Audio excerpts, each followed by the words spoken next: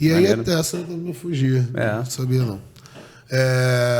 E aí, se a gente for pensar na questão do homem ter maior predisposição, tem uma relação com o hormônio, né?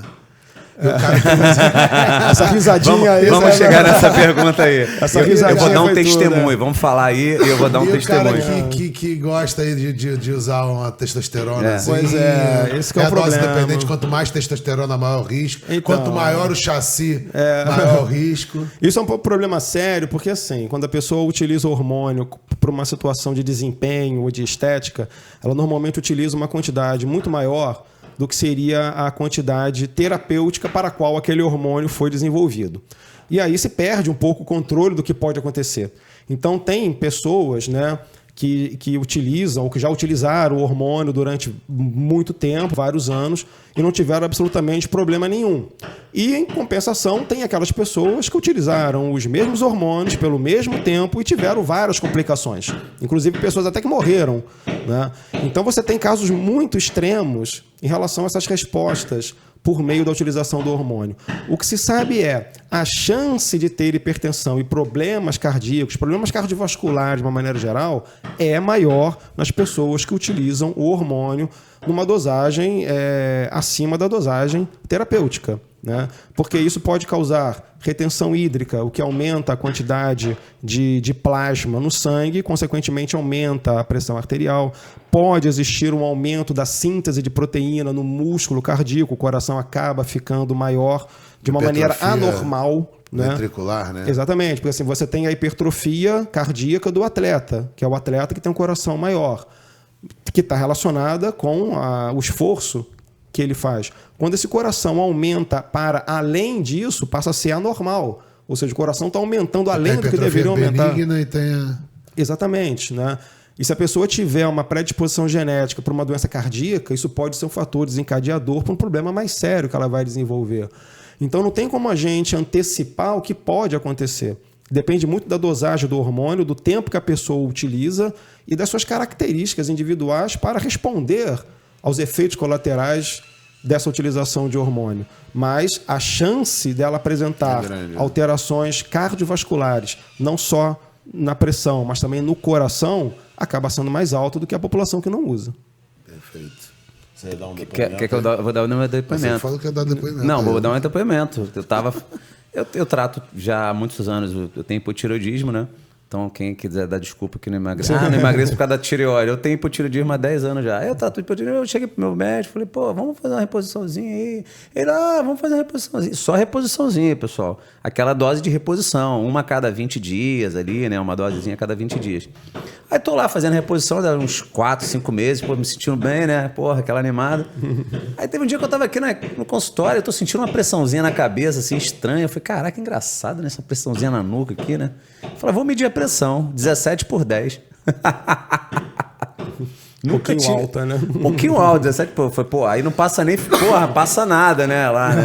Aí liguei pro médico e falou, não, suspende aí, vou te dar o cardiologista, vai fazer a porra toda lá pra mapear isso aí. E aí eu já tava uns 2 meses sem usar quando eu comecei a conseguir fazer os exames. Cara, 12/8. Normalizou. E aí ele falando, né, normalizou. Do sintoma que ele sentiu dor na nuca. Sentiu a dorzinha na nuca. Falam que é um mal silencioso. Na verdade... Eu, quando passei a tratar a minha hipertensão, eu percebi que eu tinha um mal-estar que era daquela pressão alterada, né, aquele mal-estar meio que um enjoo, meio que até uma pressãozinha e tal. Isso aí. Acho que eu não identificava, não associava diretamente. Quando eu passei a usar o medicamento, meio que, caraca, aquele mal-estarzinho. Às vezes de manhã, quando acordava.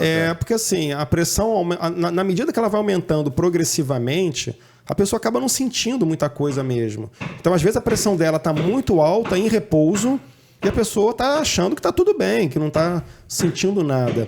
Só que isso já é um risco cardiovascular aumentado, porque o seu coração está fazendo uma força totalmente desnecessária para fazer o sangue circular. É o pior, né? Se ela se submete a um esforço qualquer, isso já vai aumentar ainda mais a resposta de pressão arterial, colocando ela mais em risco ainda.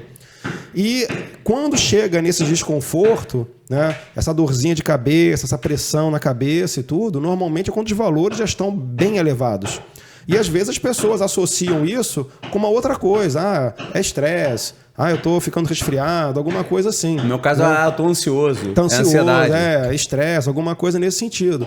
Então, assim, a medida da pressão arterial serve para você retirar ou incluir esse problema dentro do prognóstico, né? Então, se você está sentindo essa pressão na cabeça e tudo, você mede a pressão, ela está normal, não é hipertensão.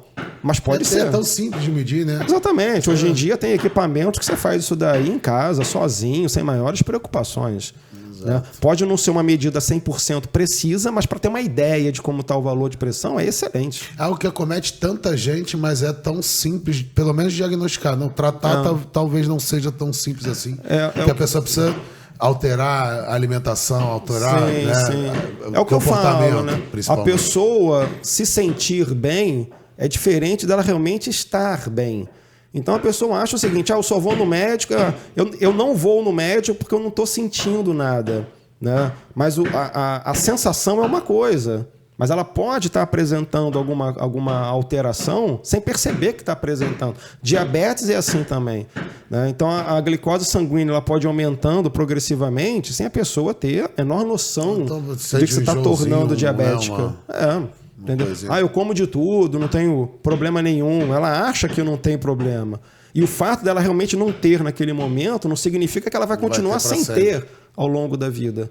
Né? Então é importante fazer exames médicos periódicos para verificar se realmente as coisas estão como deveriam estar. Né? E se não estiverem, ter uma chance de controle, né, o mais rápido possível. Nessa brincadeira eu fiz uma cacetada de exame e não achou nada. Que bom, né? Só uma pequena arritmia, mas nada severo. Eu acabei ano passado fazendo uma bateria de exames, vendo tudo. E eu já tinha, como eu te disse, aquela pré-hipertensão. O médico sempre fala, toma conta do peso, segura a alimentação. E aí calhou, né, de eu ter um esforço, teste de esforço com a Renata marcado,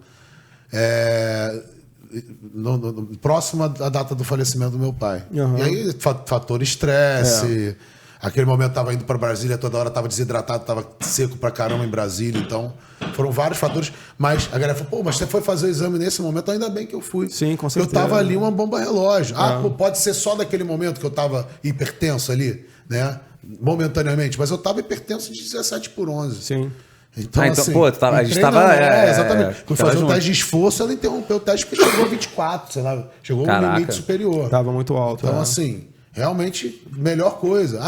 Era melhor você ter deixado para fazer outro momento? Sim. Acredito que não. Não, né? É melhor ver no momento melhor do sinistro mesmo, exatamente. Acho que todo momento é um momento adequado. Até porque a pressão arterial, a hipertensão, ela não é apenas uma medida de pressão arterial, né? É um conjunto de situações que o médico vai tomar a decisão adequada se a pessoa realmente tem o diagnóstico ou não. Realmente, às vezes você está meio estressado num dia, aconteceu alguma coisa ali, sua pressão subiu, é normal que aconteça isso.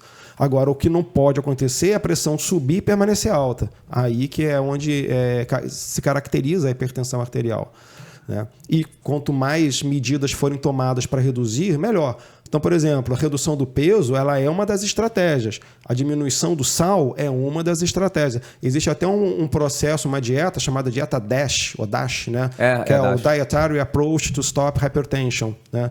Que é um procedimento dietético para com menos sal, menos gordura, alimentação a mais natural possível, etc., frutas, etc., para que a pessoa tenha um controle alimentar adequado. Ou seja, quanto mais coisas forem controladas, melhor vai ser o resultado do tratamento. E muitas vezes o cara que é hipertenso medicado pode voltar a não precisar mais do medicamento, né? Em alguns casos, sim. De mudanças comportamentais, etc. Isso tudo depende de cada pessoa. Claro, né? não estou generalizando. Porque o remédio ele é para reduzir uma coisa que estava ruim, que no caso é a pressão arterial. Com a pressão mais baixa, o problema cardiovascular dele fica menor, o risco cardíaco dele se torna mais baixo.